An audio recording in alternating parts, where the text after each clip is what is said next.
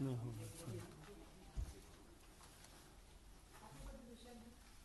बहुत धन्यवाद आपका।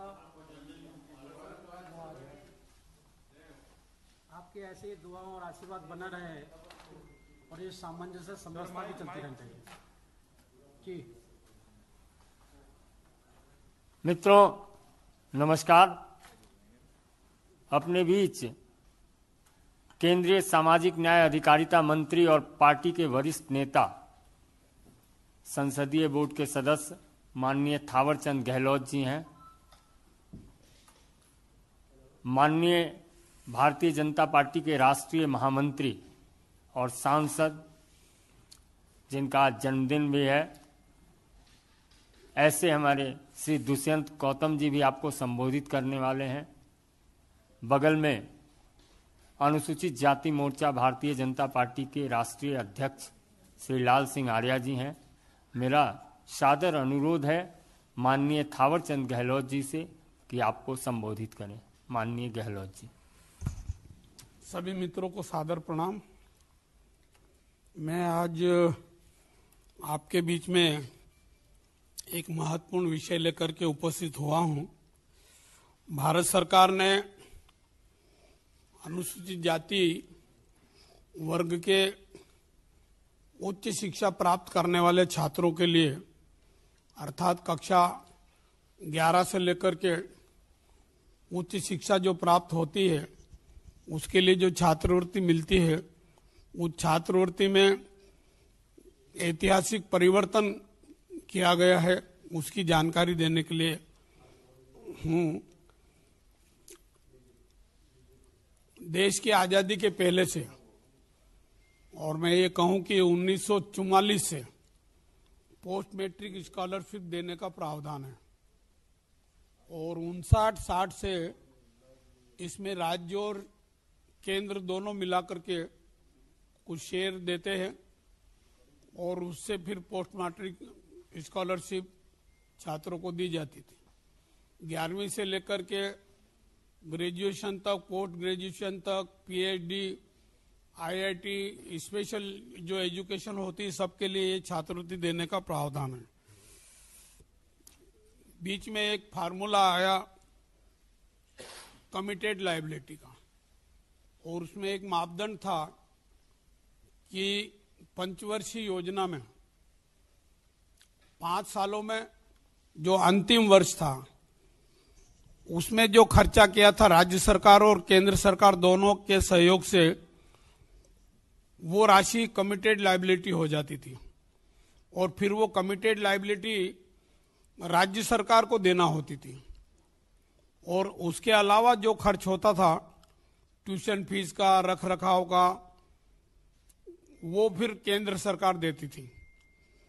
और उसका दुष्परिणाम ये हुआ कि कमिटेड लायबिलिटी बढ़ती गई, राज्य का शेयर बढ़ता गया और केंद्र सरकार का शेयर कम होता गया और लगभग आधे राज्य 36 में से 15, 16, 17 राज्य ऐसे जिनको एक पैसा भी केंद्र से नहीं मिल पाता था कमिटेड लायबिलिटी के फार्मूले के कारण, और कुछ राज्यों को आंशिक धनराशि मिलती थी और कुछ राज्यों को थोड़ी बहुत ज्यादा मिलती थी। और इस प्रकार का जो पैसा हम देते थे राज्यों को, वो एवरेज पिछले 3-4 साल का मैं बताऊं तो 1300 करोड़, 1200 करोड़ और अभी पिछले 2 साल का तो 1100 करोड़ ही केंद्र सरकार का हिस्सा मिलता था साल में। और ये 1100 करोड़ का अगर हम परसेंटेज निकाले तो 11-12% बनता है। हमारी तरफ से हम केंद्र की तरफ से 11-12% देते थे और ये राशि बहुत कम थी।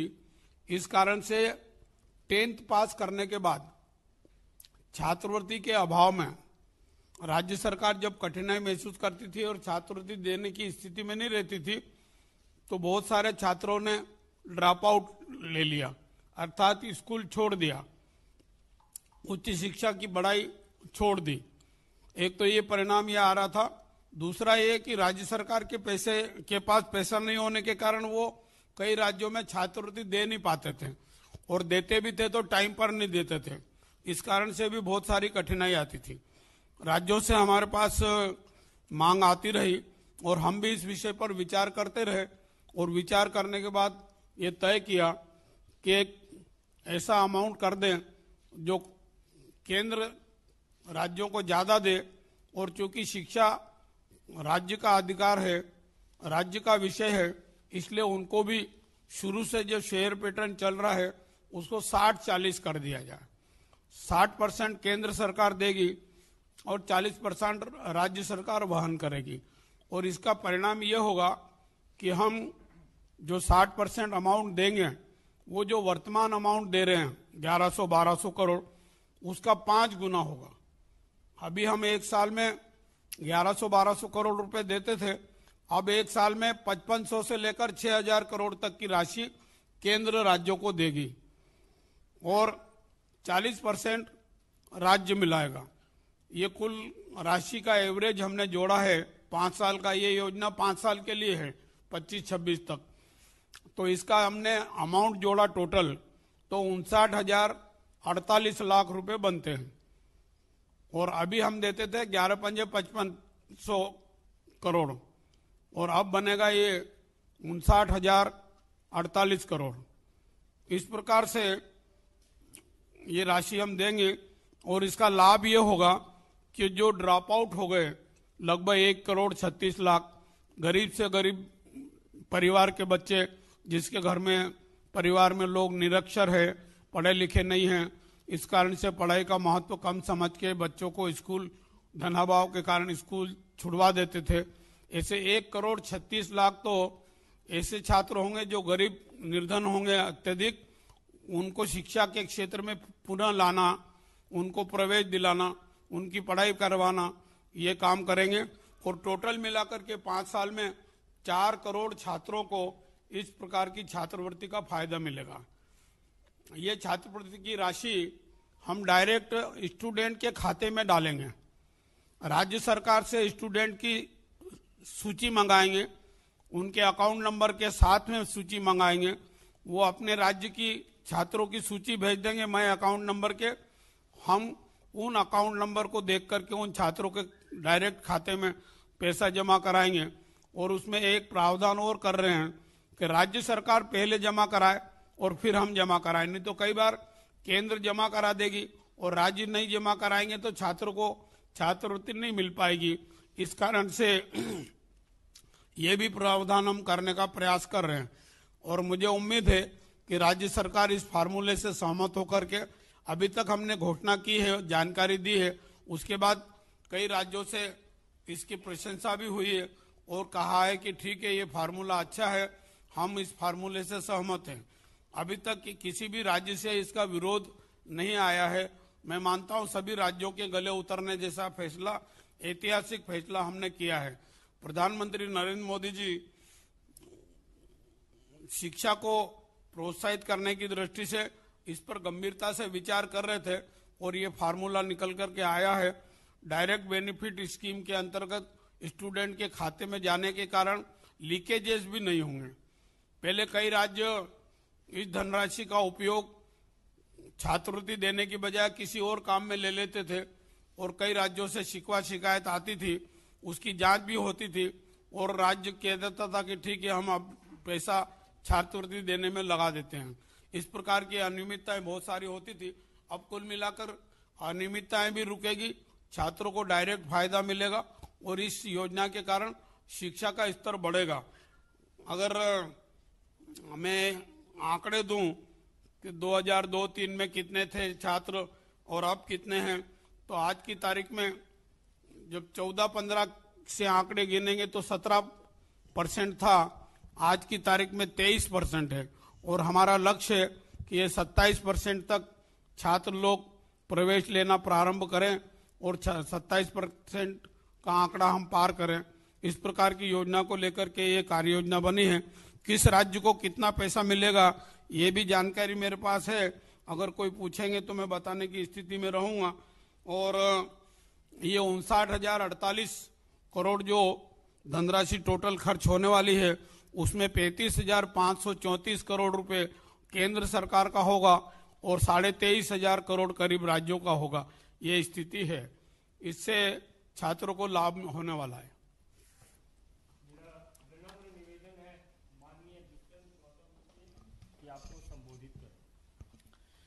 आदरणीय धन्यवाद आदरणीय केंद्रीय मंत्री थावरचंद गहलोत जी का, हमारे मोर्चा के राष्ट्रीय अध्यक्ष आर्य जी का, आदरणीय मयूख जी का। बंधु, आज ऐसी स्थिति आ गई है कि हमें 6,000 करोड़ रुपया शिक्षा के क्षेत्र में अनुसूचित जाति वर्ग के लिए खर्च करना पड़ रहा है। आजादी से पहले और आजादी के बाद, आजादी से पहले छुआछात होती थी, जात पात होती थी, लेकिन संविधान देने के बाद में छुआछात, जात पात, सामाजिक समरसता का बहुत बढ़ावा हुआ है, जिस कारण से हम सब सामंजस्य, आपस में सानिध्य बनाकर रहते हैं।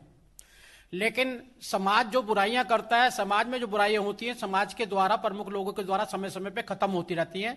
अनेकों ने, ऋषि मुनियों ने भी इसके लिए प्रयास किया है और वो खत्म भी हुई है। लेकिन सरकार जब छुआछात और जात पात या द्वेष के कारण किसी वर्ग को वंचित करके रखती है तो बड़ा दुखदायी होता है।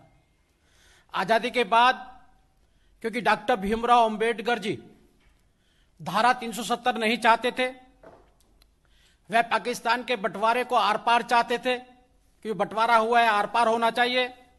वो समान आचार संहिता चाहते थे, वह महिलाओं को बराबर का हक चाहते थे, जिसके कारण जवाहरलाल नेहरू जी उनको पसंद नहीं करते थे। उनका 36 का आंकड़ा था। कांग्रेस ने वो द्वेष वहीं पर ही नहीं रोका, बल्कि हमने देखा कि डॉक्टर भीमराव अंबेडकर जी से इतना द्वेष कांग्रेस रखती थी कि उनको भारत रत्न लेने के लिए कम से कम गैर कांग्रेसी सरकार का इंतजार करना पड़ा। ये बड़े दुखदायी बात है। और उस समय से हम लगातार हम देखें, यही नहीं है, डॉक्टर भीमराव अंबेडकर जी का अंतिम संस्कार भी दिल्ली में नहीं होने दिया। और दुर्भाग्यपूर्ण है कि यहाँ की सामाजिक संस्था ने उनको बॉम्बे लेके गए, दादर के अंदर।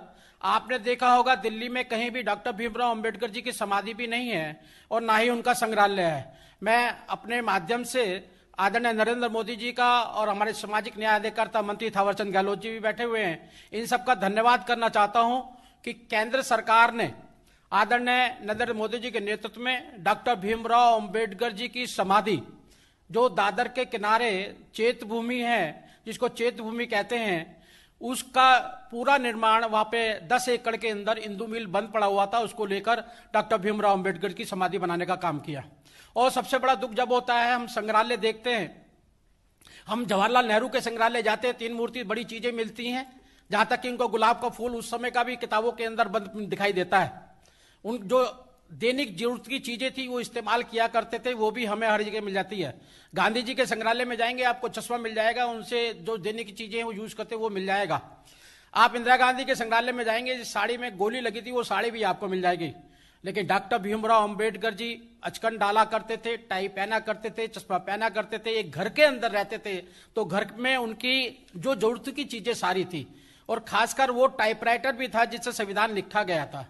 वो भगवान बुद्ध की मूर्ति भी थी, जिसके सामने उन्होंने बुद्धिस्ट धर्म अपनाया था। लेकिन ये सारी की सारी चीजें कांग्रेस के दुर्व्यवहार के कारण वो यहां से बाहर निकाल दी गई। 26 अलीपुर रोड, जो आदरणीय थावरचंद गहलोत जी ने अभी 100 करोड़ रुपया लगाकर 26 अलीपुर रोड, वो उनको एक संग्रहालय बनाया है, वो सामान उठाकर वो 26 वहां पर नागपुर में चिंचोली गांव 35 किलोमीटर दूर है, वहां पर वो उनका एक सहायक था अजगले, वो उनको लेकर चला गया था सामान को।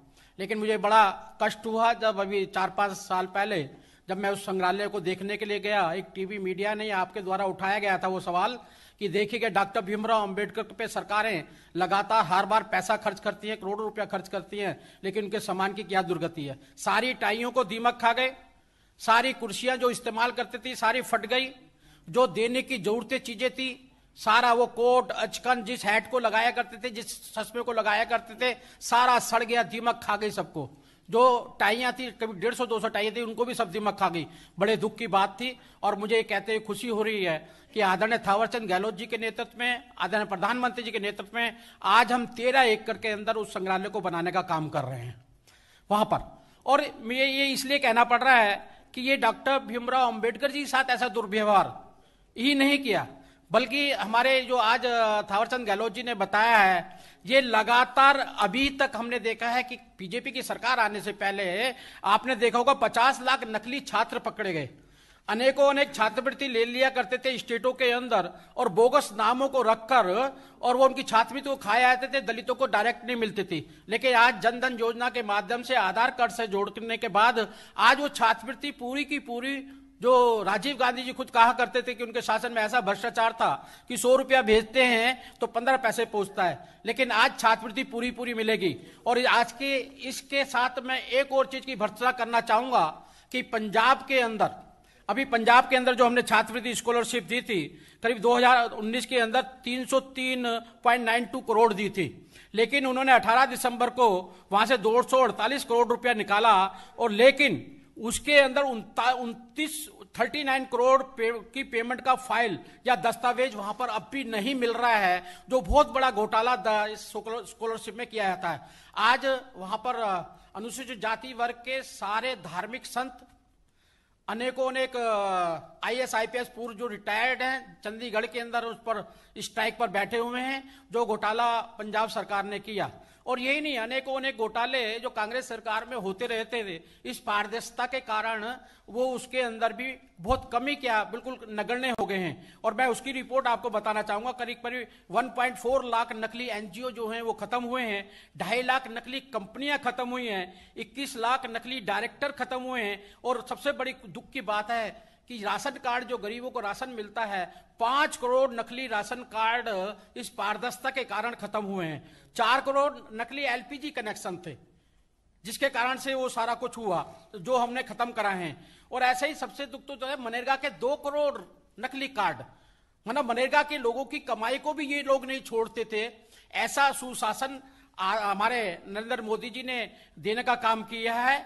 मैं आपके माध्यम से पुनः ये छात्रवृत्ति दी गई है, देश के प्रधानमंत्री का आदरणीय थावरचंद गहलोत जी का बहुत बहुत धन्यवाद करना चाहता हूं। और साथ साथ जो हमारी साथ में एक और आदरणीय थावरचंद गहलोत जी के नेतृत्व के अंदर उनके मंत्रालय द्वारा काम हुआ है कि दलित का कोई भी गरीबी की रेखा के नीचे का कोई भी व्यक्ति बीमार होता है तो उसको 15 दिन के अंदर अगर वो अपनी रिपोर्ट देता है, हॉस्पिटल से वो अपना डिटेल्स बनाकर भेज देता है मंत्रालय को, 15 दिन के अंदर हम 2, ढाई, 3, 7 दिन के अंदर 2.5-3 लाख रुपए जो उसका बनता है वो भी हम 3.5 लाख तक का हम उनको देते हैं, ताकि उस आदमी की कोई बीमारी। इसलिए हमने अनिश्चित क्यों करना पड़ा हमें, क्योंकि अभी तक ये सरकारें जो हो रही है पीछे, वो गरीबों को, किसानों का, दलितों का शोषण करती रही हैं। गरीबी हटाओ के, लेकिन गरीबी नहीं हटाई, गरीबों का शोषण किया। एक बहुत बड़ी खाई हमने पूरे पुराने कार्यकाल के अंदर जो आदरणीय नरेंद्र मोदी जी का रहा है, जिसमें हमने गैस के कनेक्शन दिए हैं, शौचालय दिए हैं, अनेकों अनेक योजना पे हमने समतुल्य लेकर आए हैं।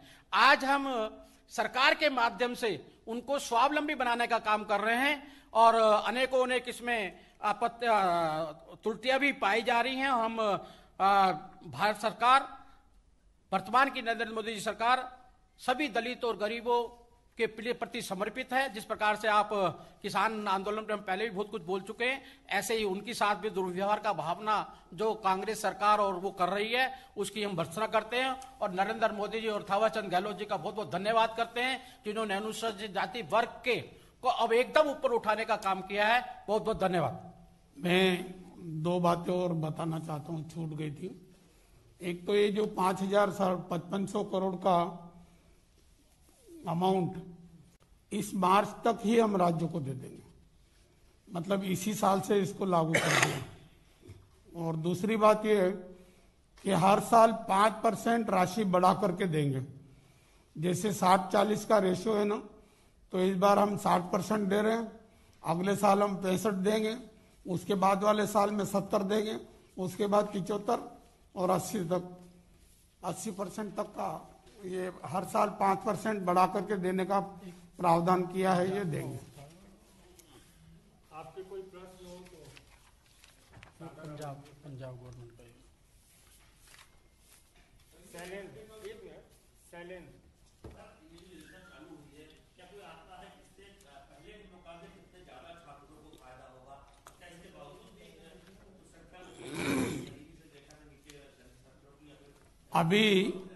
अभी ये छात्रवृत्ति 60 लाख छात्रों को मिल रही है।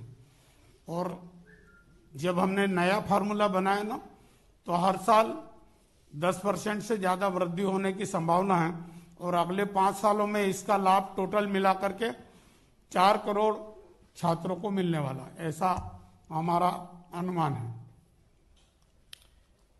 इसमें 1.36 करोड़ बेहद गरीब छात्रों को उच्च शिक्षा से भी जोड़ने का प्रावधान है और सीधे सीधे पैसे ये विद्यार्थी के अकाउंट्स में ही सीधे जाएंगे।